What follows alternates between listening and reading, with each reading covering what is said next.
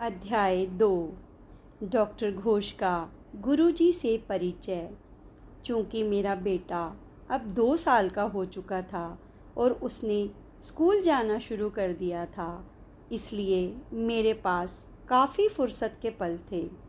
एक दिन मैं बैठे बैठे सोच रही थी कि अपने समय का बेहतर सदुपयोग कैसे करूं, पर मुझे कुछ भी समझ नहीं आ रहा था। इसलिए मैंने ध्यान में बैठने का निर्णय लिया। उस दिन ध्यान के दौरान जो कुछ हुआ, उस क्षण शायद मेरे लिए उसका कोई महत्व नहीं था, लेकिन जल्द ही मुझे एहसास हुआ कि मैं धन्य हो गई। जब मैं ध्यान के लिए बैठी थी तो लगातार मन में एक ही विचार चल रहा था कि मुझे अपने बेटे के स्कूल के प्रिंसिपल डॉक्टर घोष से मिलना चाहिए। यह ऐसा था जैसे कोई मेरे मन में ज़ोर ज़ोर से बोल रहा हो। इससे पहले मैं केवल उनसे 2 बार ही मिली थी, और वह भी सिर्फ इसलिए क्योंकि मेरा बेटा वहाँ पढ़ता था। इसके अलावा मैं उन्हें बिल्कुल भी नहीं जानती थी, और बिना किसी वजह से उनसे मिलने में मुझे थोड़ी हिचकिचाहट हो रही थी। लेकिन जाने के एहसास ने इतना व्याकुल कर दिया कि मैं अपने आप को रोक ही नहीं पाई। मैंने तुरंत स्कूल में फ़ोन किया और कहा कि मैं उनसे मिलना चाहती हूँ। उन्होंने मुझे अगले ही दिन मिलने का समय दे दिया और मैं वहाँ पहुँच गई। उनके कार्यालय में कुछ और बच्चों के माता पिता भी थे और उन्होंने मुझे कुर्सी पर बैठने के लिए कहा। चूँकि वह कुछ अन्य लोगों से बातचीत करने में व्यस्त थे और मैं मज़े से कुर्सी पर बैठ गई और अपनी बगल में बैठी महिला को देखकर थोड़ा मुस्कुराई। मुझे नहीं पता कि क्यों, पर वह भी वापस मुस्कुराई और बोली, क्या आप योगा करती हैं? मैंने कहा हाँ, लेकिन मैं एक अलग तरह का योगा करती हूँ। मुझे नहीं पता कि आपने क्रिया योग के बारे में सुना है या नहीं। जैसे ही मैंने जादुई शब्द क्रिया योग बोला, डॉक्टर घोष बात करते करते रुक गए, मेरी तरफ पलटे और पूछा, क्या आपने अभी क्रिया योग कहा? जी बिल्कुल, मैं उनकी अचानक उठी दिलचस्पी से हैरान होते हुए बोली। आप क्रिया योग के बारे में क्या जानते हैं? उन्होंने मुझसे पूछा। मैंने कहा, जी मैं क्रिया योग का अभ्यास करती हूँ। उनके चेहरे पर थोड़ा आश्चर्य का भाव उठा और उन्होंने पूछा, क्या आपके कोई गुरु हैं? क्रिया योग तो केवल गुरु के द्वारा ही सीखा जाता है, आपको यह पता है ना? मैंने कहा, हाँ सर, मुझे पता है। मेरे एक गुरु हैं और उन्होंने स्वयं महाअवतार बाबा जी से क्रिया योग सीखा है। उन्होंने हिमालय में उन अमर बाबा जी के साथ समय भी बिताया है। क्या मैं उनसे मिल सकता हूँ? ज़रूर, लेकिन मुझे उनसे पूछना होगा। वह केवल गुरुवार को ही खाली रहते हैं और मैं महीने के हर दूसरे गुरुवार को उनसे मिलने जाती हूँ। जब मैं अगली बार उनसे मिलूँगी तो अवश्य पूछूँगी। ठीक है, उन्होंने कहा और आगे कहा, वैसे मैंने लगभग 33 साल पहले एक योगी की आत्मकथा पढ़ी थी और तब से एक गुरु की तलाश कर रहा हूँ। मुझे अभी तक कोई नहीं मिला है। मैं बस मुस्कुरा दी। मुझे नहीं पता था कि वह कितने गंभीर थे, और अगर मैंने उन्हें गुरुजी से मिलवा भी दिया तो क्या वे गुरुजी को अपने गुरु के रूप में स्वीकार करेंगे? और तो और, क्या गुरुजी उन्हें अपने शिष्य के रूप में स्वीकार करेंगे? कौन जाने क्या होगा। वहाँ कुछ और मुलाकाती थे और मैंने उनसे विदा ली। मैं यह सोचकर बहुत खुश थी कि मुझे कम से कम एक और व्यक्ति तो मिले जो क्रिया योग के बारे में जानते हैं। ऐसी किसी क्रिया योग में दिलचस्पी रखने वाले को ढूंढ पाना वाकई में दुर्लभ था। कुछ दिनों के बाद जब एक सुबह मैं अपने यूनिवर्सिटी जाने के लिए उठी तो मेरे मन में एक बहुत ही अजीब विचार आया कि आज मुझे कार में नहीं जाना चाहिए। अब यह वास्तव में बहुत अजीब विचार था, क्योंकि मुझे ऑटो रिक्शा में जाना बिल्कुल पसंद नहीं था, लेकिन फिर से यह भावना इतनी प्रबल थी कि मैंने अपने दिल की बात सुनने का ही फैसला किया।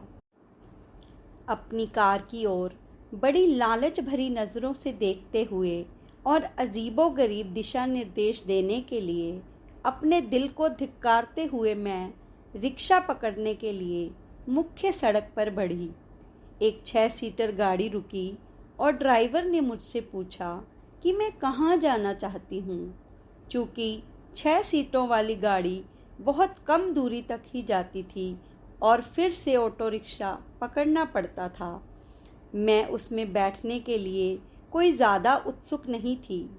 लेकिन ड्राइवर ने फिर पूछा तो मैंने कहा, वैसे जाना तो मुझे यूनिवर्सिटी तक है, लेकिन आप आधे रास्ते तक ही जाएंगे, इसलिए आप रहने दीजिए। और देखो, उसने कहा कि वह सीधा विश्वविद्यालय ही जा रहा था और रिक्शा के किराए से 1/5वां हिस्से में ही मुझे वो छोड़ देगा। यह महज एक संयोग तो नहीं हो सकता, कुछ उससे अधिक लग रहा था। मुझे महसूस हुआ मेरी कार ना ले जाने के इशारों में कुछ तो राज छिपा था। यह जल्द ही स्पष्ट भी हो गया जब मैंने डॉक्टर घोष को अपने कॉलेज में देखा। मैं घर वापस जाने के लिए निकलने ही वाली थी। वह वहाँ दाखिले के लिए आए हुए थे। उन्होंने मुझे कार में साथ चलने के लिए आग्रह किया और हाँ, कार में बातचीत का विषय निश्चित ही क्रिया योग था। मैंने एहसास किया कि वास्तव में उनकी क्रिया योग में गहरी रुचि थी और अगले ही दिन महीने का दूसरा गुरुवार होने के कारण मैं गुरुजी से मिलने गई और मैंने उन्हें सब कुछ बताया। गुरुजी ने एक पल के लिए अपनी आंखें बंद की और फिर कहा, उन्हें ले आओ। जाहिर था कि इन सब इत्तफाक के पीछे ईश्वर का महान उद्देश्य छिपा था और जो अब स्पष्ट हो चुका था कि नियति ने डॉक्टर घोष को गुरुजी से मिलाने के लिए इन घटनाओं को पिरोया था। डॉक्टर घोष ने क्रियायोग को बहुत ही गंभीरता से अपनाया। उन्होंने न केवल खुद को अत्यंत विकसित किया, बल्कि आने वाले वर्षों में क्रियायोग की गूढ़ शिक्षाओं को दूर दूर तक फैलाया। उन्होंने पूरे भारत से विभिन्न साधकों के लिए गुरुजी और उनकी शिक्षाओं को सुलभ बनाने के लिए पुणे और पुणे से बाहर कई बैठकें, कार्यक्रम और भ्रमण आयोजित करने में मार्गदर्शन भी किया। ऋषिकेश, जगन्नाथपुरी, दक्षिणेश्वर, बनारस, तिरुवन्नामलाई में रमन महर्षि आश्रम, दुबई जैसे बहुत से स्थानों में यात्राओं की बहुत मधुर यादें हैं। उनके नक्शे कदम पर चलने वाले अन्य साधक राजा श्रीनिवासन, प्रणव संघड़िया, मिताली देवनाथ, संगीता, जयकुमार आदि भी थे, जिन्होंने गुरुजी के प्रयोजन का दूसरे देशों में प्रसार किया। डॉक्टर घोष का स्कूल अभी भी सर्वोत्तम पश्चिमी शिक्षाओं के साथ साथ क्रिया योग और वेदांत का प्रसार कर रहा है। अध्याय 3, सूक्ष्म शरीर का मेरा पहला अनुभव। जब मुझे प्राणायाम की दीक्षा मिली तो मैं जल्द से जल्द सब कुछ हासिल करने के लिए बहुत उत्साहित थी। अपने ध्यान में बैठने से पहले मुझे 10 मिनट के लिए एक विशिष्ट मंत्र का जाप करना होता था। यह प्राणायाम का ही हिस्सा था।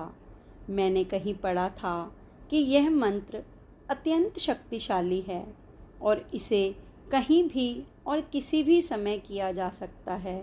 मैंने यह भी पढ़ा था कि इस मंत्र के 24 जप एक क्रिया श्वास के बराबर हैं। यह मेरे लिए बेहद अच्छी खबर थी। मैंने निर्णय लिया कि मैं इस मंत्र का जाप हर समय करूंगी और तुरंत शुरू भी कर दिया। मैं हर सांस के साथ इस मंत्र का जाप कर रही थी। शुरुआत में इसके लिए मुझे कुछ अभ्यास करना पड़ा, लेकिन कुछ घंटों बाद यह अपने आप से होना शुरू हो गया। अब मैं यह हर समय कर रही थी, परंतु कुछ दिनों के पश्चात अत्यधिक सिरदर्द के कारण मुझे इतना कठिन अभ्यास बंद करना पड़ा। उन्हीं दिनों मैं एक बार आधी रात में जग गई और मेरे साथ कुछ अनहोनी सी घटने लगी। मुझे लगा कि मेरा आकार निरंतर बढ़ता जा रहा था और फिर 1 सेकंड के भीतर मुझे ऐसा प्रतीत हुआ जैसे कि मैं कमरे की 4 दीवारों के बीच दबती चली जा रही हूँ। मुझे मालूम था कि मेरी आंखें बंद थी, लेकिन उसके बावजूद भी मैं सब कुछ देख पा रही थी। मैं आंखें खोलना चाहती थी, लेकिन खोल नहीं पा रही थी। ऐसे लग रहा था जैसे किसी ने मेरी सांसें बाहर खींच ली हैं और मैं बहुत डर चुकी थी। मुझे कुछ भी समझ में नहीं आ रहा था कि क्या हो रहा है और मैं डर गई कि और क्या क्या हो सकता था। इसलिए मैंने बस प्रार्थना करना शुरू कर दिया कि यह सब रुक जाए, और यह सब तुरंत रुक भी गया और मैंने राहत भरी सांस ली। जब मैंने अपनी आंखें खोली तो स्वयं को अपने बिस्तर पर लेटा हुआ पाया। मैंने तुरंत घड़ी में समय देखा तो रात के करीब 2 बज रहे थे। उसके बाद मेरी बिल्कुल भी आंख नहीं लगी। जब घड़ी में सुबह के 5 बजे तो मैंने झट से गुरुजी को एक SMS भेजा कि यदि वह जाग रहे हैं तो मुझे कॉल करें। तुरंत ही उनका फ़ोन आया। मैंने फ़ोन उठाते ही उन्हें अपने अनुभव के बारे में सब बताया और तब उन्होंने कहा कि डरने की कोई बात नहीं है और ऐसा होता है। यह सब सूक्ष्म शरीर का अनुभव था। कुछ दिनों के बाद मेरे शरीर में बहुत तेज़ कंपन हुआ और फिर मुझे ऐसा लगा जैसे मेरा शरीर बहुत हल्का हो गया है और मैं उड़ रही हूँ। मैं खुद को अपने भौतिक शरीर से अलग देख सकती थी। इस प्रकार के अनुभव कुछ दिनों तक बार बार होते रहे और फिर मुझे उनकी लत लग गई। निस्संदेह मैंने बहुत मुश्किलों से सीखा है कि जब भी आप किसी चीज़ के आदी हो जाते हैं और उन चीज़ों की अपेक्षा करना शुरू कर देते हो तो दुर्भाग्यपूर्ण यह सब अनुभव होने बंद हो जाते हैं।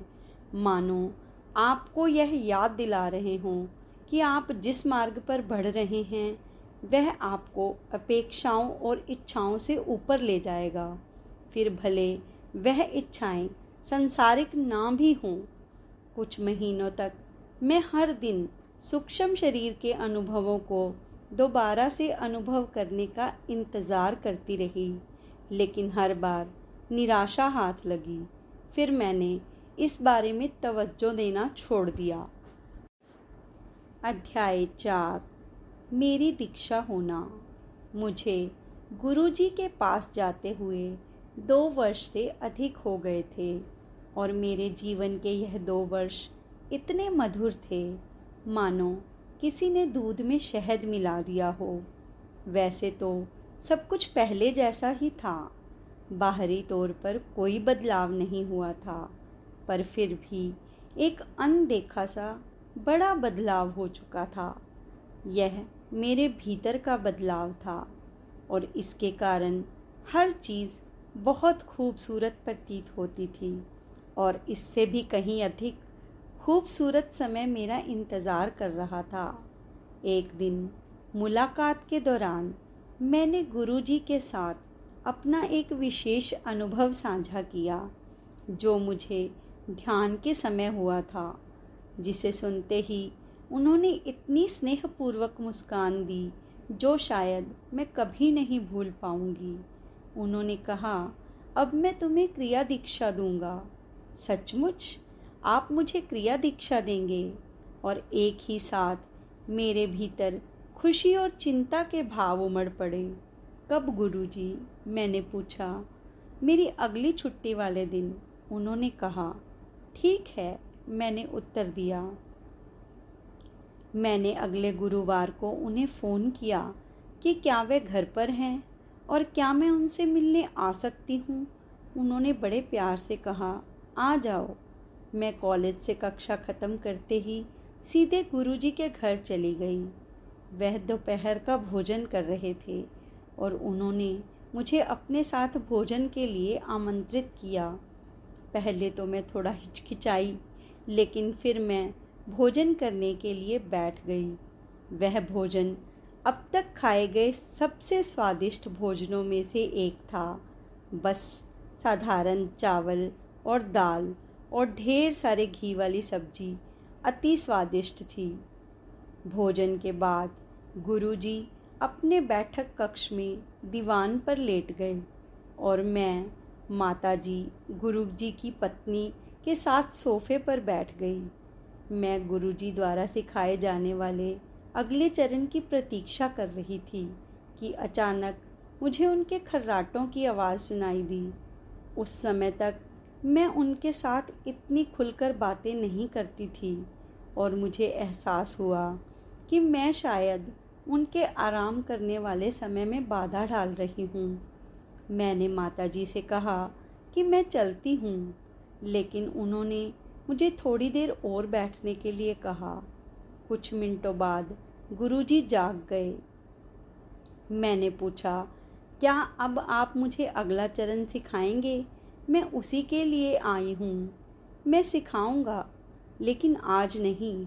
वह एक विशेष दिन पर अलग से सिखाया जाता है। ओह, ठीक है, मैंने कहा।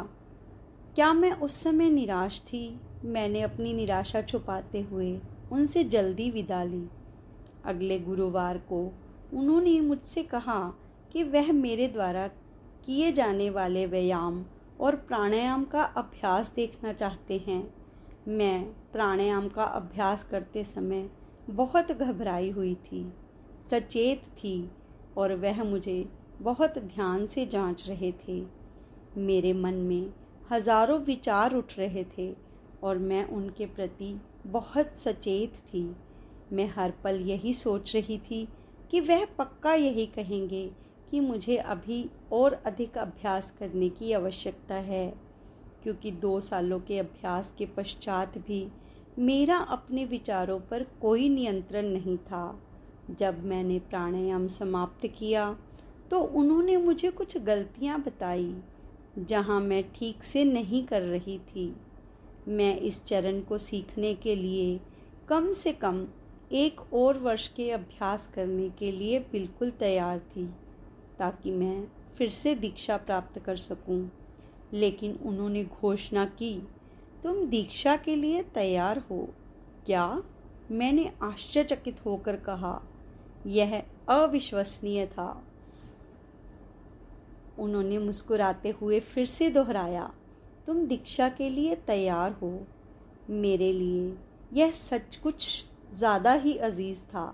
ऐसा लग रहा था जैसे किसी ने मुझे बताया हो कि मैंने 1000 करोड़ रुपए की लॉटरी जीती है और यह राशि मुझे जीवन भर हर दिन मिलेगी।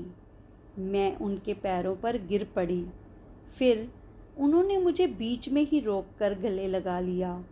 यह पहली बार था कि उन्होंने मुझे गले लगाया था और सच में यह आज तक का सबसे अच्छा आलिंगन था। हालांकि अब जब भी मैं उनसे मिलती थी तो उन्हें गले ही लगाती थी, लेकिन वह वाला आलिंगन बहुत ही विशेष था और पूर्ण रूप से दिव्य अनुभूतियों से युक्त था। वह 18 सितंबर 2003 का दिन था और उस दिन ने मेरी ज़िंदगी को हमेशा के लिए बदल कर रख दिया। अगले 14 दिनों के अनुभवों ने पहले के सारे अनुभवों को धुंधला कर दिया। यदि मुझे उसी अनुभव का एक और क्षण या 1000 करोड़ या इस धरती की रानी बनने के बीच चयन करना हो, तब भी मैं उसी अनुभव का एक और पल चुनने के लिए अपनी पलकें तक नहीं झपकाऊंगी। वे 14 दिन इतने गहरे, रोमांचकारी, करामाती, मंत्रमुग्ध थे कि तमाम अतिशयोक्ति के बाद भी मैं उन दिनों की वास्तविकता वर्णन नहीं कर पाऊंगी कि उन दिनों में क्या हुआ था।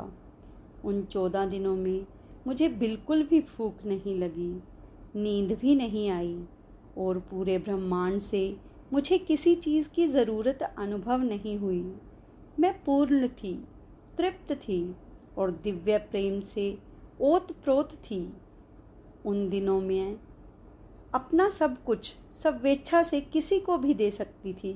मुझे किसी से कोई लगाव महसूस नहीं हो रहा था। अब कुछ भी मेरे लिए मायने नहीं रखता था। बाबा जी ने सचमुच मुझ पर बड़ी कृपा की और सबसे बढ़कर उन्होंने मुझे एक ऐसा समझदार जीवन साथी दिया जिन्होंने पूरे दिल से मेरा साथ निभाया। भले ही वे इस रास्ते पर नहीं थे और उनका ऐसा कोई इरादा भी नहीं था, फिर भी वे हरदम मेरे साथ खड़े रहे। उस समय नक्षत केवल 4 साल का था और उसे मेरी पूरी तवज्जो की ज़रूरत थी, लेकिन अगर मुझे कभी अकेले रहना होता था तो उन्होंने मुझे वह भी करने दिया। उन्होंने मुझे वह सब करने दिया जो मैं करना चाहती थी और खुद नक्षत की देखभाल की। दीक्षा से पिछले दिन मैं अति उत्सुक थी और मैं हर समय यही सोच रही थी कि जब गुरुजी मुझे दीक्षा देंगे तो क्या क्या घटित होगा। मैंने रेणु से इस विषय पर लंबी बातचीत की कि क्या क्या हो सकता है। योगी की आत्मकथा में मैंने लाड़ी महाशय और उनकी पत्नी के दीक्षा अनुभव के बारे में पढ़ा था और मैं सोच रही थी कि क्या मुझे भी कोई उत्कृष्ट अनुभव होगा और मैं समाधि में चली जाऊंगी। रेणु और मैं काफ़ी उत्साहित थे और मैंने उससे कहा था कि दीक्षा के बाद जैसे ही मुझे होश आएगा मैं उससे अपना अनुभव साझा करूंगी। वैसे भी रेणु ने मेरी दीक्षा के पश्चात गुरुजी को अपने घर नाश्ते के लिए आमंत्रित किया हुआ था और उसने मुझे यह सोचकर आमंत्रित नहीं किया था कि शायद मैं उनके साथ शामिल होने के लिए सामान्य हालत में नहीं रहूंगी। 2 अक्टूबर 2003 की सुबह के सूर्य ने उदय होने में काफ़ी समय लगाया। मैंने काफ़ी देर तक स्नान किया और पूर्ण रूप से नारंगी रंग के कपड़े पहने। गुरुजी ने मुझसे कहा था कि वह मुझे दीक्षा देने के लिए सुबह आएंगे, लेकिन अब मुझसे और इंतज़ार हो ही नहीं पा रहा था। मैं इतनी बेकरार थी कि मैंने उन्हें कई बार फ़ोन किया। आखिरकार वह सुबह 9:40 पर पहुँचे और जैसे ही मैंने अपनी बालकनी से उनकी गाड़ी देखी मैं नीचे की ओर भागी। उन्होंने मेरी तरफ एक नज़र डाली और कहा, अरे वाह, मैं उनसे ज़्यादा योगिनी लग रही हूँ। उन्होंने जीन्स और टी शर्ट पहन रखी थी। हम ऊपर आए और मैं उन्हें कमरे में ले गई जहाँ मेरी दीक्षा होनी थी। मैंने एक नारंगी गलीचा बिछाया था और बाबा जी की तस्वीर के सामने एक ट्रे में 5 फल रखे थे। यह गुरुजी द्वारा क्रिया योग की दीक्षा देते समय अनुष्ठान का हिस्सा होता है। शिष्य शरीर के 5 तत्वों यानी वायु, जल, पृथ्वी, अग्नि और अंतरिक्ष के प्रतीक के रूप में गुरु के सामने 5 फल रखता है। इस तरह वह स्वयं को पूर्ण रूप से गुरु को समर्पित कर देता है। बदले में गुरु ज्ञान उदय होने तक उसका ख्याल रखता है, वो चाहे इस जन्म में हो या किसी और जन्म में। गुरुजी ने बाबा जी की तस्वीर के सामने सिर झुकाया और फिर गलीचे पर बैठ गए। मैं भी उनकी बगल में बैठ गई। मैं तो बस उस पल का इंतज़ार कर रही थी जब वह मेरी तीसरी आंख पर स्पर्श करेंगे और मैं समाधि में पहुंच जाऊंगी। लेकिन ऐसा कुछ भी नहीं हुआ। उन्होंने मुझे एक विशेष क्रिया जिसमें श्वास कैसे लेते हैं सिखाई और अपने सामने उसका अभ्यास कराया। फिर उन्होंने मुझे ऐसा हर रोज़ हर हाल में करने का निर्देश दिया और दीक्षा समाप्त हो गई। मैं किसी समाधि या ट्रांस में नहीं गई। हम कमरे से बाहर आए और मैंने गुरुजी को उनकी पसंदीदा खीर परोसी। फिर उन्होंने मुझे नाश्ते के लिए रेनू के घर आने को कहा। जब हम उसके घर पहुँचे तो रेनू मुझे इतना सामान्य देखकर आश्चर्यचकित रह गई। दीक्षा खत्म हो गई? उसने पूछा। मैंने कहा, हाँ, मैं तुम्हें बताऊंगी। गुरुजी के जाने के बाद मैंने रेनू से इस बारे में खूब चर्चा की कि यह बिल्कुल वैसा नहीं था जैसी मैंने कल्पना की थी। केवल एक चीज़ जो अलग हुई वह थी मेरी परमानंद की स्थिति समाप्त हो गई। आज पूरे 2 सप्ताह के बाद मुझे भूख लगी। जश्न मनाने के लिए निवेद मुझे मेरे पसंदीदा रेस्टोरेंट ले गए। जीवन फिर से सामान्य हो गया। उस समय मुझे नहीं पता था कि जिस दीक्षा की तस्वीर मैंने मन में बनाई थी उसका संचरण वास्तव में 1 साल बाद होगा और जिसके बाद मैं कभी भी पहले जैसी नहीं रहूँगी। अध्याय 5। गुरुजी ज्ञान स्वामी। गुरुजी, जिन्हें मैं प्यार से पोस्टमैन कहती थी, मानो ऐसे थे जैसे मानव शरीर में देवता हूँ। वह इतने सरल थे कि वह भीड़ में आसानी से गुम हो सकते थे। उन्हें देखने के लिए ज्ञान रूपी आंखें होनी ज़रूरी थी जो नहीं दिखने या नहीं सुनने वाले को पहचान सके। यह डाकिया एक कामकाजी स्वामी और गृहस्थ थे और हर छोटे से छोटा काम भी स्वयं ही करते थे। जब मैं उन्हें सब्जियां खरीदते, बिल चुकाते या सार्वजनिक स्थान पर टहलते देखती तो मुझे उन सभी लोगों पर आश्चर्य होता जो उन्हें देखकर भी नहीं देख पाते थे। लेकिन ऐसा तो हमेशा से ही होता आया है कि जीवित गुरु को पहचान नहीं पाते और वास्तव में ऐसे मसीहा को या तो जहर दे देते हैं या हत्या कर देते हैं या फांसी पर लटका देते हैं। कृष्ण, क्राइस्ट, साईं बाबा, कबीर, बुद्ध को देखो, ऐसी सूची बहुत लंबी है। जब तक यह मसीहा जीवित रहते हैं तब तक उनके साथ चलने वाले लोगों की तुलना में उनके खिलाफ लोग अधिक होते थे, परंतु उनकी मृत्यु के सदियों बाद दुनिया के प्रमुख धर्म उनके गिर्द ही स्थापित हुए हैं।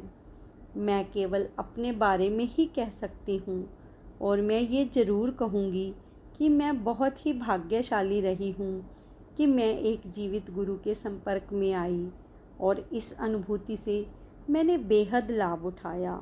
मैं उन सब के लिए प्रार्थना करती हूँ जो जीवित गुरु के संपर्क में इसलिए आते हैं कि उन्हें भी अपने लाभ और मोक्ष के लिए इस सच्चाई की अनुभूति हो। गुरुजी को इससे कोई फर्क नहीं पड़ता था कि लोग उनसे प्यार करते थे या नफरत, उनका सम्मान करते थे या तिरस्कार।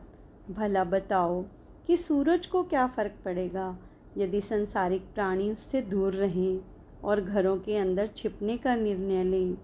सूरज को हमारी ज़रूरत नहीं है, बल्कि हमें सूरज की ज़रूरत है। इसी प्रकार गुरुओं को हमारी आवश्यकता नहीं होती, वे तो जागृत और पूर्ण होते हैं। हम ही अज्ञानी हैं जो सोए पड़े हैं और जिन्हें जीवन रूपी सपने से जगने के लिए उनके मार्गदर्शन और उपस्थिति की आवश्यकता है। जी का जन्म 11 अप्रैल 1947 को भारत के एक बहुत प्रसिद्ध पूर्व शासक परिवार के राजवंश में हुआ था। मात्र 2 वर्ष की आयु से ही गुरुजी स्वयं को समाज की सामान्य भीड़ से दूर रखते थे। वह कुछ पेड़ों के नीचे घंटों बैठे रहते। 2.5 साल की उम्र में उन्होंने अपने दादा को उनके लिए एक खरोन, जो आमतौर पर भिक्षुओं द्वारा इस्तेमाल की जाने वाली लकड़ी की चप्पल बनाने के लिए मजबूर किया। कभी कभी वह 18वीं सदी के महान संत लक्षराम बाबा की समाधि पर चले जाते, जिन्हें आज भी कई साधक माही नदी तट पर टहलते हुए देखते हैं। जब भी गुरुजी बहुत देर तक कहीं नहीं दिखाई देते थे तो उनके दादाजी उन्हें घर से दूर स्थित बरगद के पेड़ के नीचे बैठे हुए पाते थे। 9 वर्ष की उम्र में उन्होंने गांव के ब्रह्म स्थान में एक नीम के पेड़ की शाखाओं पर साधना स्थली बनाई। कोई भी उन्हें वहां ढूंढ नहीं सकता था और वह कई घंटों वहीं ध्यान करते थे। अनेक साधु संत उनसे मिलने आया करते थे। कुछ तो उनके हाथों से ही दीक्षा लेना चाहते थे। क्योंकि वह 4 भाइयों में सबसे बड़े थे, इसलिए पिता और माँ ने उनके लिए हर चीज़ की व्यवस्था की हुई थी।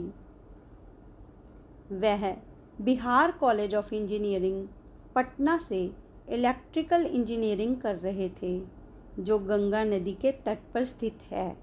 उन दिनों वह आधी रात को गांधी घाट पर जाकर ध्यान करते थे। जब वे अपनी साधना में लीन होते तो कई बार उनके पास शव तैरते हुए आते थे। उन्होंने हमें बताया, मैं उन आत्माओं के सूक्ष्म शरीर को देख सकता था और उनसे बातें करता था। वह अनुभव के लिए अद्भुत थे। कॉलेज में पढ़ने के दौरान वह बहुत उन्नत साधना करते थे, जो उन्होंने किसी गुरु से नहीं बल्कि स्वयं विभिन्न लेखकों की विभिन्न पुस्तकों के द्वारा सीखी थी। 1966 में वह गंभीर हृदय रोग से ग्रस्त हुए और डॉक्टरों ने बताया कि वह केवल कुछ महीनों के ही मेहमान हैं। इस घटना ने उनके जीवन का रुख ही बदल दिया। बाबा जी की कृपा से कुछ विशेष योगिक निपुणता सीखने के बाद वह ठीक हो गए। महाअवतार बाबा जी से मिलने की उनकी कहानी उन्हीं के ज़बानी। जब मैं Bihar college of engineering Patna में इलेक्ट्रिकल इंजीनियरिंग के प्रथम वर्ष में था तो मैं हृदय रोग से पीड़ित हो गया। मेरे हृदय के तीनों वाल्व खराब थे। डॉक्टर ने जवाब दे दिया और केवल 3 महीने तक का समय दिया। 1960 के दशक में भारत में कोई वाल्व प्रत्यारोपण सर्जरी की शुरुआत नहीं हुई थी। जिस डॉक्टर से परामर्श लिया गया वह बिहार राज्य के श्रेष्ठ डॉक्टरों में से एक थे। यह जानकर कि उनका बेटा 3 महीने में मर जाएगा, मेरे माता पिता बहुत दुखी थे। भारत में एक पिता के लिए अपने जीते जी बेटे की अर्थी को कंधा देना सबसे दुर्भाग्यपूर्ण माना जाता है।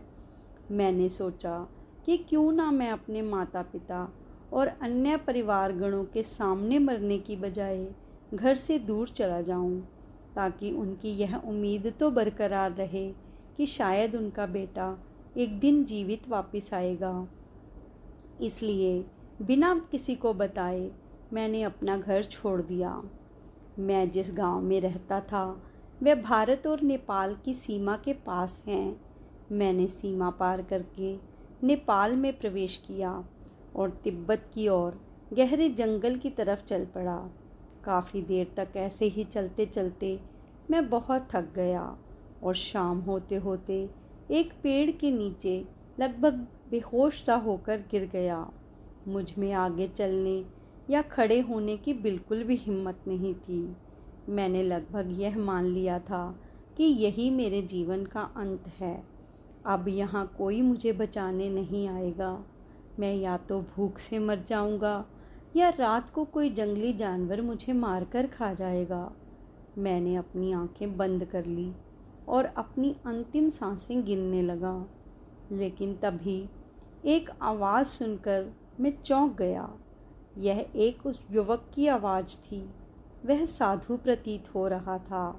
उन्होंने मुझसे हिंदी में कहा, तुम कोई मरने वाले नहीं हो। तुम बहुत भाषण दोगे और हज़ारों लोगों को योग सिखाओगे। मुझे घने जंगल में किसी को हिंदी में बोलते सुनकर आश्चर्य हुआ।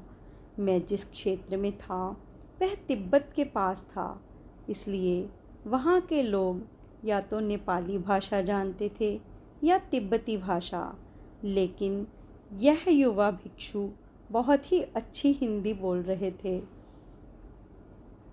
मैं उस समय बोलने या उनकी बातों पर विश्वास करने की स्थिति में नहीं था, लेकिन मैंने अपनी टूटी फूटी भाषा में उनसे कहा कि मैं तो बोल नहीं सकता, बचपन से ही ठीक से बोल भी नहीं पाता। मुझे अपना नाम तक किसी को बताने के लिए पेन और कागज़ की ज़रूरत पड़ती है। उन्होंने मुझे अपने पीछे आने को कहा। मेरे पास कोई और चारा नहीं था, इसलिए मैं उनके पीछे पीछे चल पड़ा। वह मुझे पास की एक गुफा में ले गए और फिर उन्होंने पत्थर का एक बर्तन लिया। पास के झरने से उसमें थोड़ा पानी भरा और लकड़ी के चम्मच से उसे हिलाना शुरू कर दिया। मटके का पानी गाढ़ा सफ़ेद रंग का हो गया। उन्होंने मुझे पकड़ाया और पीने के लिए कहा। मैंने जैसे ही वह पिया, मुझे सुकून सा मिला। सारी थकान भी गायब हो गई। उन्होंने मुझे गुफा में रहने के लिए कहा।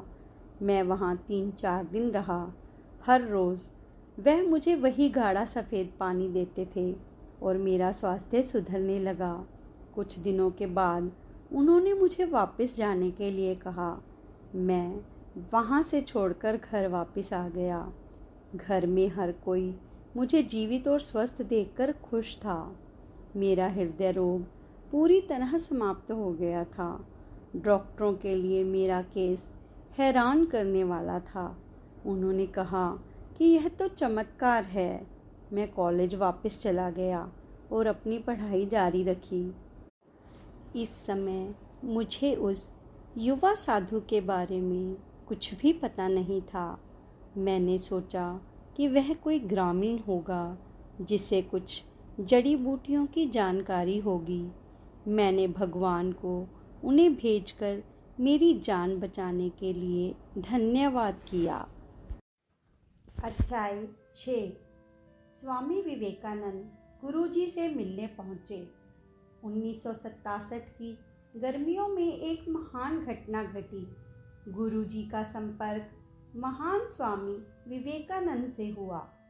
जैसा कि गुरुजी ने हमें बताया, वह अपने पिछले जीवन में स्वामी जी के प्रत्यक्ष शिष्य थे और यहाँ तक कि वह श्री रामकृष्ण परमहंस, जिन्हें वो प्यार से ठाकुर कहते थे, के साथ भी रहे थे।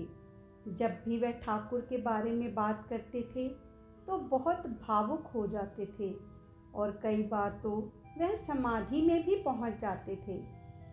जब वह अपने मुंह बोले पिता के निवास पर अपनी गर्मियों की छुट्टियां बिता रहे थे तो स्वामी विवेकानंद लगभग रोज अपने सूक्ष्म शरीर में उनसे मिलने आते थे और उन्हें दूसरी दुनिया के बारे में बहुत ज्ञान की बातें सिखाते थे।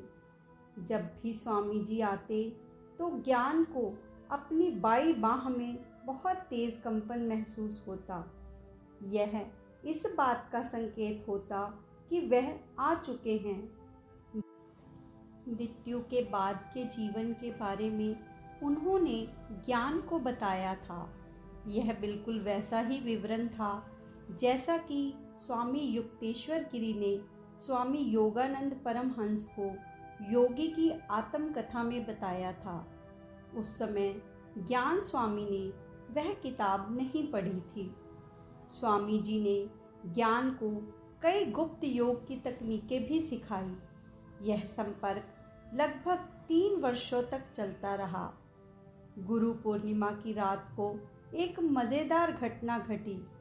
स्वामी जी ज्ञान के पास आए हुए थे और उन्हें बता रहे थे कि अचानक बारिश होने लगी और चूंकि ज्ञान घर की छत पर उनसे मिलते थे, बारिश के कारण उन्हें नीचे जाना पड़ रहा था। स्वामी जी ने भी कहा कि वह वापस चलते हैं क्योंकि उनके सूक्ष्म जगत में आज गुरु पूर्णिमा का उत्सव है। ज्ञान को बहुत आश्चर्य हुआ कि गुरु पूर्णिमा सूक्ष्म जगत में भी मनाई जाती थी। फिर ज्ञान ने उनसे पूछा कि आप कैसे जाएंगे, क्योंकि बहुत ज़ोरों से बारिश हो रही थी। स्वामी जी जोर जोर से हंसने लगे और बोले कि उन पर बारिश का कोई प्रभाव नहीं पड़ सकता। यह सुनकर ज्ञान को भी अपनी मूर्खता का एहसास हुआ। एक अन्य समय जब स्वामी जी ज्ञान से मिलने आए थे तो उनकी चाची ने उनकी पसंदीदा मटन करी बनाई थी और वह रसोई से उन्हें बार बार खाना खाने के लिए बुला रही थी। तब ज्ञान ने स्वामी जी से कहा कि वह भोजन खाकर आते हैं, तब तक आप प्रतीक्षा करें। स्वामी जी हंसकर बोले, ठीक है। उन्होंने ज्ञान के लौटने तक का इंतज़ार किया। एक बार जब ज्ञान को किसी काम से कोलकाता जाना पड़ा तो स्वामी जी ने उन्हें बेलूर मठ के अध्यक्ष श्री विरेक्षानंद जी से जाकर मिलने के लिए कहा। ज्ञान ने स्वामी जी से पूछा, वह बहुत प्रसिद्ध और व्यस्त व्यक्ति हैं, वह मुझसे क्यों मिलेंगे? स्वामी जी ने उनसे कहा कि वह उन्हें बता देंगे। जब ज्ञान ने बेलूर मठ का दौरा किया तो वहाँ के अध्यक्ष से मिलने के लिए आग्रह किया तो वहाँ के भिक्षुओं को बहुत आश्चर्य हुआ। विरेक्षानंद जी उनका स्वागत करने के लिए स्वयं बाहर आए और उन्हें गले से लगा लिया। दोनों की आंखें खुशी से नम थी। अध्याय 7। महाअवतार बाबा जी पुण्य गुरु जी से मिलने आए। एक दिन ज्ञान स्वामी कॉलेज की कक्षाओं से लौटकर अपने कमरे में पढ़ाई कर रहे थे। उनके रूममेट और मेडिकल की पढ़ाई करने वाले प्रिय मित्र, प्यार से जिन्हें डॉक्टर भाई कहा जाता था, भी उनके साथ थे। किसी ने उनका दरवाज़ा खटखटाया और ज्ञान को बताया कि एक युवा साधु उन्हें ढूंढ रहे हैं। ज्ञान बाहर गए और देखा यह वही युवा साधु थे जिन्होंने उनके हृदय रोग का इलाज किया था। अचानक उन्हें देखकर ज्ञान बहुत आश्चर्यचकित हुए और चौंके भी और उन्हें अंदर बुलाया। वे सोच रहे थे, इस साधु को कैसे पता चल सकता है कि मैं कहाँ पढ़ता हूँ और कहाँ रहता हूँ, जबकि मैंने कभी भी उनके साथ अपने बारे में कुछ भी साझा नहीं किया था।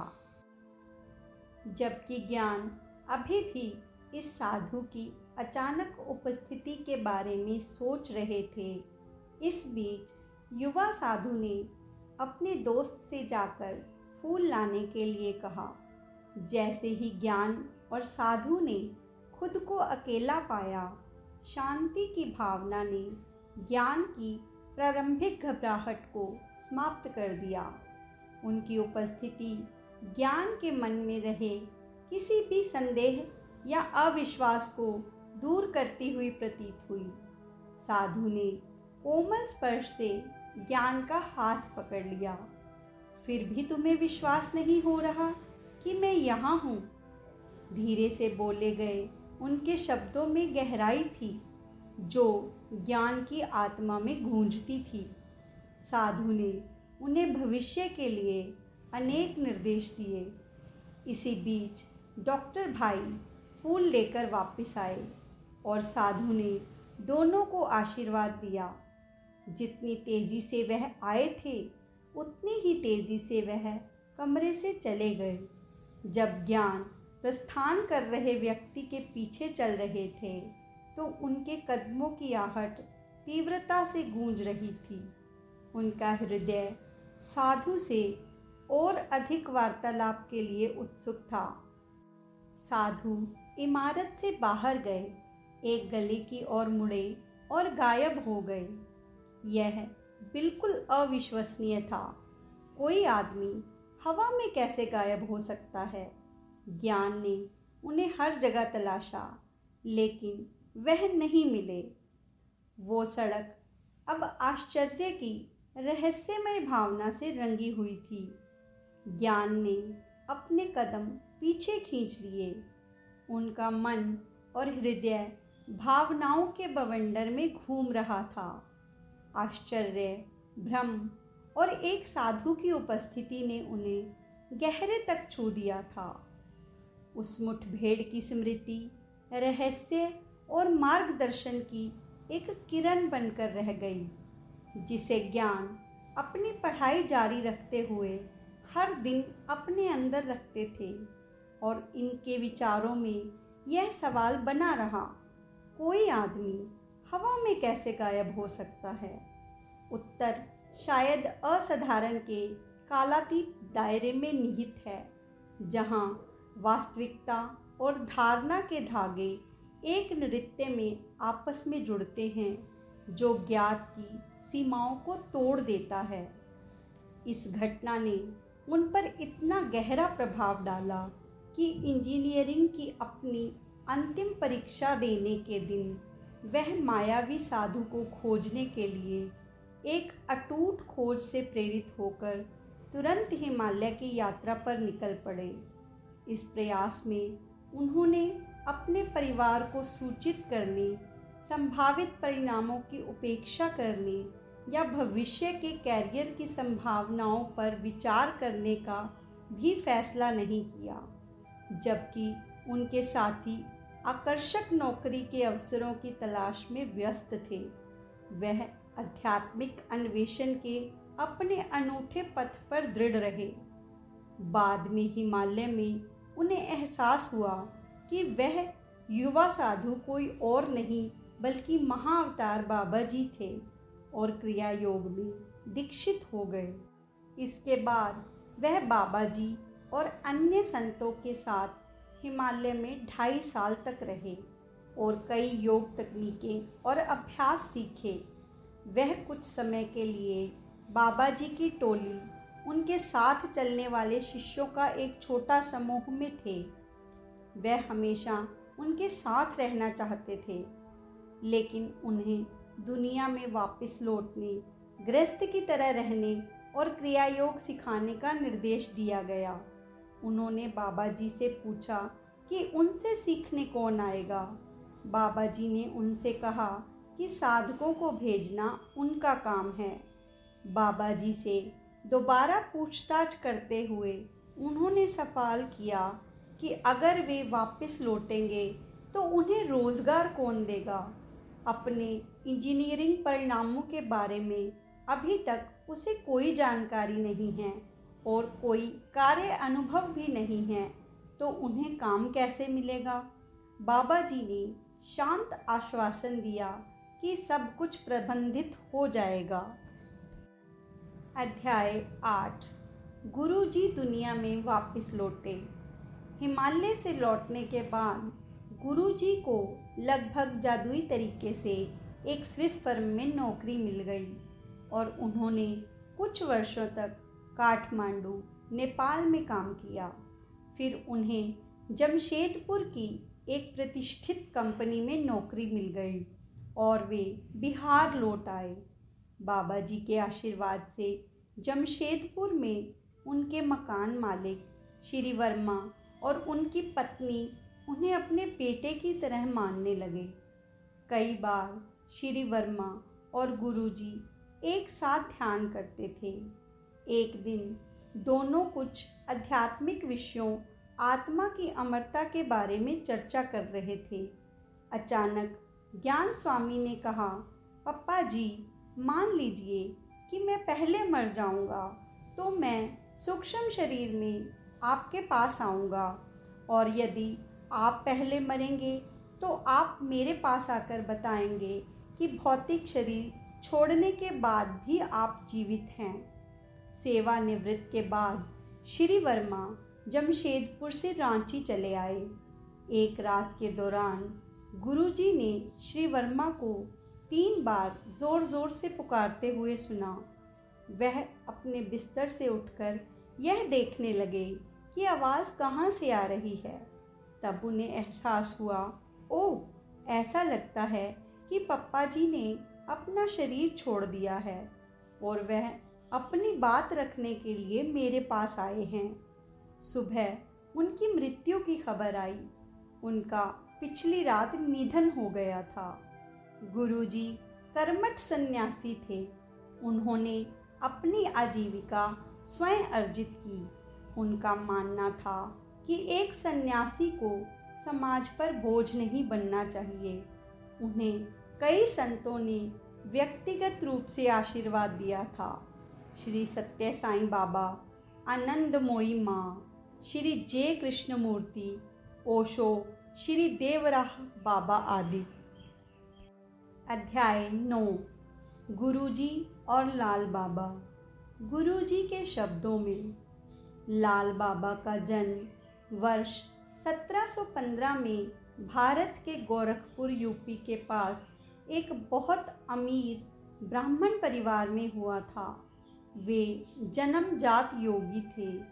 वह अधिक समय तक परिवार में नहीं रह सके और साधु बन गए और असम राज्य के कामरूप कामाख्या मंदिर में आ गए। प्रसिद्ध कामाख्या मंदिर तांत्रिक साधना के लिए बहुत प्रसिद्ध है। वे वहाँ 14 वर्ष तक रहे और तंत्र योग की कठोर साधना की।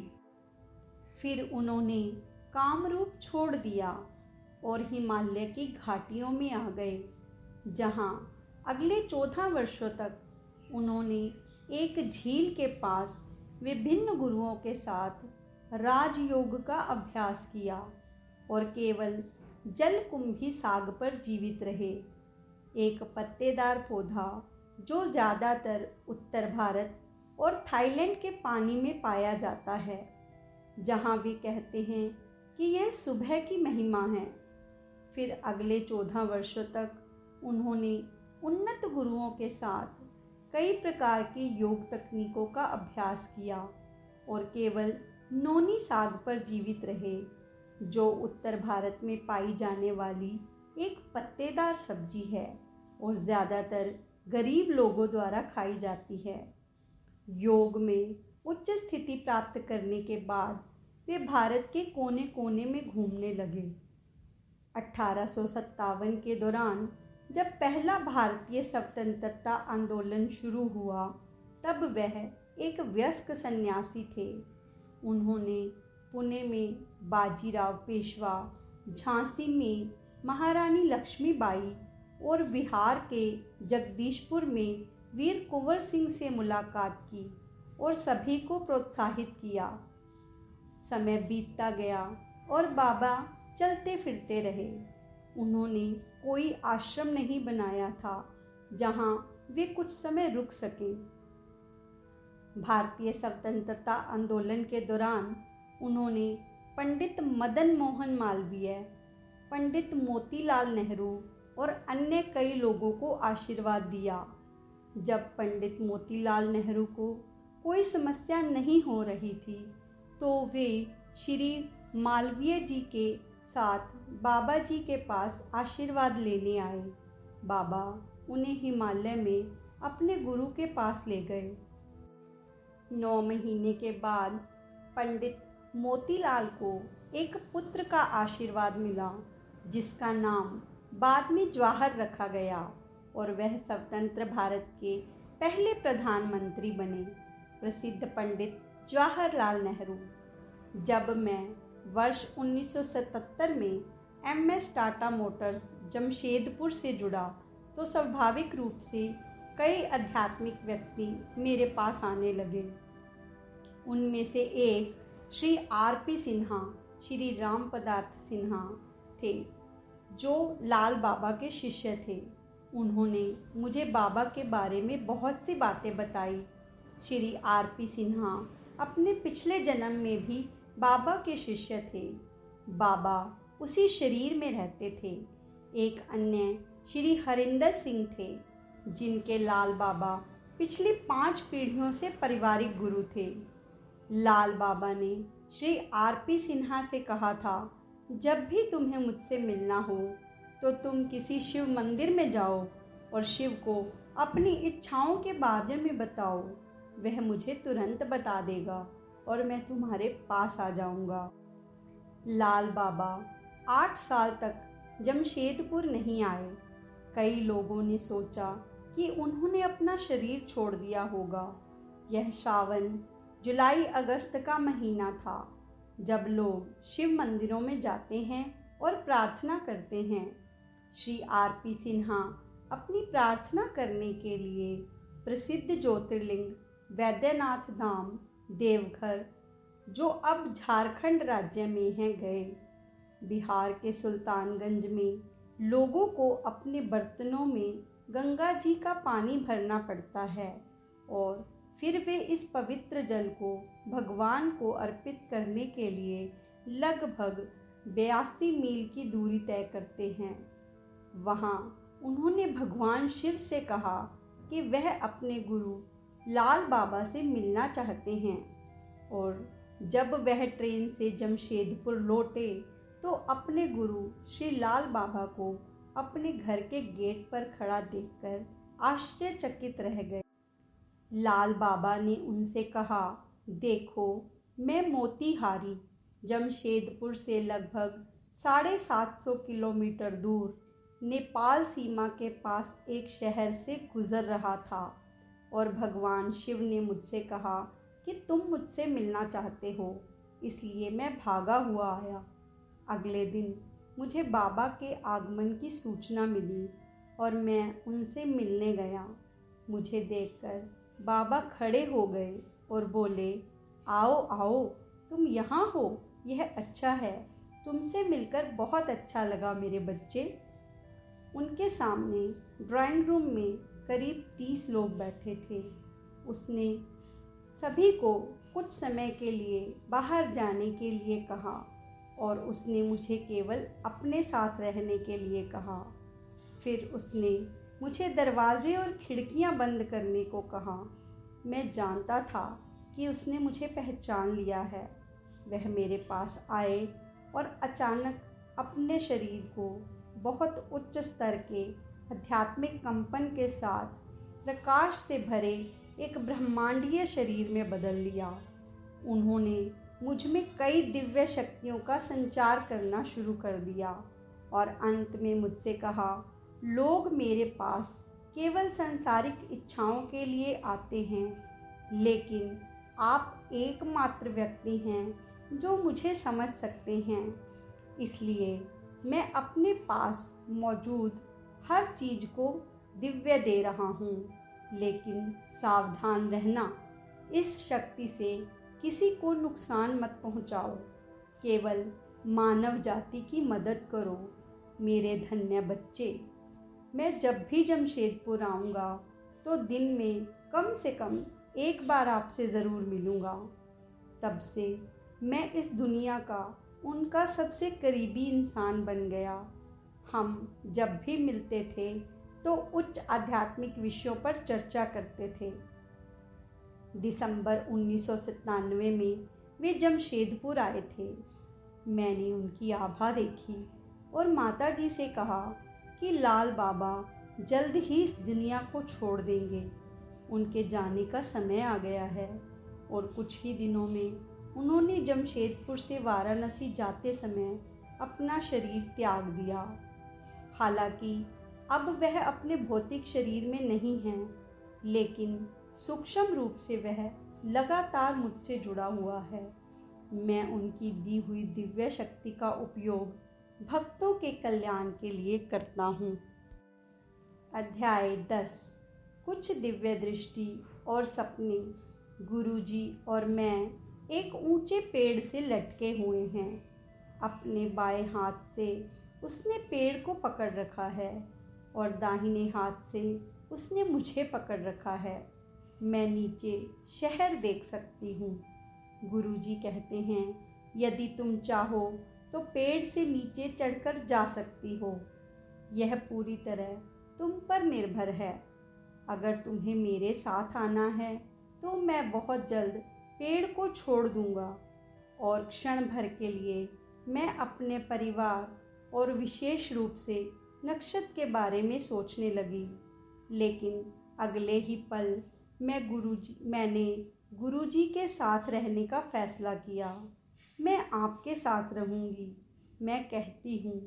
वे मीठी सी मुस्कान मुस्कुराते हैं और पेड़ से अपना हाथ छोड़ देते हैं। हम दोनों हवा में हैं। अगले ही पल मैं अपने सूक्ष्म शरीर में हूँ और घर की ओर उड़ रही हूँ। मैं दीवारों और दरवाज़ों से गुजरती हूँ और अपने कमरे में मुझे निवेद और नक्षत्र दिखाई देते हैं। मैं नक्षत्र को गले लगाती हूँ, लेकिन वह मुझे महसूस नहीं कर पाता। मैं उनके बगल वाले बिस्तर पर बैठती हूँ, लेकिन उन्हें नहीं पता कि मैं वहाँ हूँ।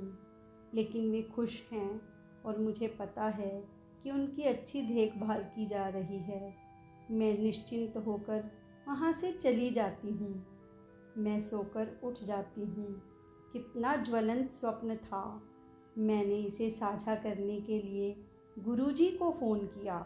उन्होंने कहा कि यह एक प्रकार का दर्शन है और यह मेरे समर्पण की बात करता है, जो मेरी आध्यात्मिक प्रगति का एक बहुत अच्छा संकेत है। मैं एक बड़े मंदिर पर चढ़ती हूँ और मुझे मंदिर के बरामदे पर लेटे हुए शिवजी दिखाई देते हैं। वे इतने विशाल हैं कि मेरी आंखें ही उन्हें पूरा नहीं पकड़ पाती। तेज सिर दर्द शुरू हो जाता है और मैं वहाँ की ऊर्जा सहन करने में असमर्थ हो जाती हूँ। मैं सीढ़ियों से नीचे उतरना शुरू कर देती हूँ और मैं देखती हूँ कि गुरुजी ऊपर आ रहे हैं। वे पूछते हैं, क्या हुआ? तुम कहाँ जा रही हो? मैं वहाँ की ऊर्जा सहन नहीं कर सकती। मुझे सिर दर्द हो रहा है और मैं जा रही हूँ। मैं उनसे कहती हूँ, मेरे साथ आओ। वे बोलते हैं और मेरा हाथ अपने हाथ में लेते हैं। एकदम से मेरी सारी परेशानी गायब हो जाती है। स्वप्न टूटा और मैं उठी। जब मैंने गुरुजी को यह स्वप्न सुनाया तो वे मुस्कुराए। उन्होंने मुझसे कहा कि मैं सभी रास्तों पर उनको साथ लेकर ही चलूं। तीसरा, मैं कहीं सड़क पर हूँ और मुझे बड़ी प्यास लग रही है। मुझे सड़क के बाईं ओर एक तंबू दिखता है और मैं जाकर पानी मांगने का निर्णय लेती हूँ। अंदर एक संत व्यक्ति हैं और वे मेरा स्वागत करते हैं। यह जानकर कि मुझे प्यास लगी है, वे तंबू के अंदर जाते हैं और मेरे लिए ताज़ा नींबू पानी लाते हैं। मैं उसे पीकर बहुत बेहतर महसूस करती हूँ और उन्हें धन्यवाद देती हूँ। फिर मैं उनसे उसका नाम पूछती हूँ। बस वह मुस्कुराते हैं और मुझे प्यार से आशीर्वाद देते हैं। वर्षों बाद जब मैं सत्य साईं बाबा के दर्शन के लिए हडसी गई तो मैंने 3 साईं रूपों की तस्वीरें देखी। शिरडी साईं बाबा, सत्य साईं बाबा और प्रेम साईं, जो अभी आने वाले हैं। तब मैंने पहचान लिया कि तंबू में जो संत थे वे कोई और नहीं, प्रेम साईं थे। इस एहसास से मेरी आंखों में खुशी और कृतज्ञता के आंसू भर गए। मेरे हिसाब से भगवान ने हमें याद दिलाने के लिए सपने बनाए कि यह जीवन भी एक सपना है। यदि आप कभी सपने के दौरान जाग गए हैं, यानी आप सपना देख रहे थे और फिर भी आपको अचानक पता चला कि आप सपना देख रहे थे, तो आपको पता लग जाएगा कि स्वतंत्रता का क्या मतलब है। अचानक जो कुछ भी घटित हो रहा है उससे कोई फर्क नहीं पड़ता, चाहे आप अमीर, प्रसिद्ध और परोपकारी हों या आप गरीब हों या बदमाश।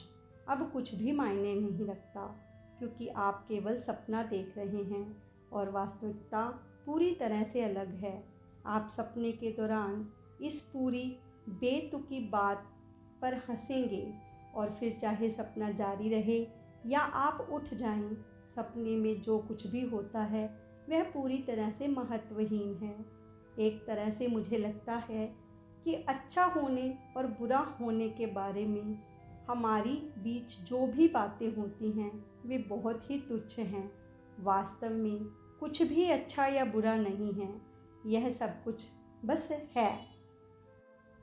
इसी तरह हमें जीवन नामक इस सपने से जागना है जिसे हमने अभी तक इतनी गंभीरता से लिया है। अगर हम थोड़ी सी भी बुद्धि लगाएं तो हमें यह एहसास होगा कि जिस तरह सपने में हर चीज़ वास्तविकता की तरह वास्तविक दिखती है, उसी तरह हमारी तथाकथित वास्तविकता भी वास्तव में एक सपने से अलग नहीं है। बस जागने और पूरी तरह बेतुकता को समझने की ज़रूरत है और फिर इस दुनिया में रहने का मतलब बिल्कुल अलग होगा। फिर कुछ भी आपके आनंद को छीन नहीं सकता। जिस प्रकार स्वप्न में मैं जो कुछ भी देखता हूँ उसका निर्माता मैं ही हूँ और मैं ही सब कुछ हूँ, उसी प्रकार मैं जो संसार देखता हूँ वह भी मेरे द्वारा ही बनाया गया है और मैं ही सब कुछ हूँ और सब में हूँ। ऐसा कुछ भी नहीं है जो मैं नहीं हूँ। क्या मेरे सपने मेरे अलावा कुछ और भी हैं? इस संसार में भी मेरे अलावा कोई नहीं है। जिस प्रकार स्वप्न मुझ में विद्यमान है, स्वप्न का विषय कुछ भी हो, उसी प्रकार यह संसार भी मुझ में विद्यमान है। इसलिए हमारे ऋषियों ने सदैव कहा है कि केवल आत्मा का अस्तित्व है और कुछ नहीं। इसीलिए अहम ब्रह्म स्वामी वाक्यांश है। रमन महर्षि ने मैं कौन हूँ पर ध्यान देने के लिए कहा है। निसर्गदत्त महाराज ने मैं हूँ पर ध्यान देने के लिए कहा है। यद्यपि मृत्यु को अंतिम सत्य माना जाता है, वास्तव में मृत्यु दुनिया का सबसे बड़ा झूठ है। जैसे हर सुबह कोई नींद से जाग जाता है, मौत भी एक जागने की घंटी की तरह है। यह एक और सपने का अंत है। सपने देखने और जागने के इस अंतहीन चक्र से बाहर निकलने के लिए व्यक्ति को सपने में से ही जागना होगा। क्रिया योग एक ऐसी सरल और वैज्ञानिक तकनीक है जिसे नियमित अभ्यास से कोई भी अधिकतम 48 वर्षों के भीतर निश्चित रूप से सीखकर जागृत हो सकता है।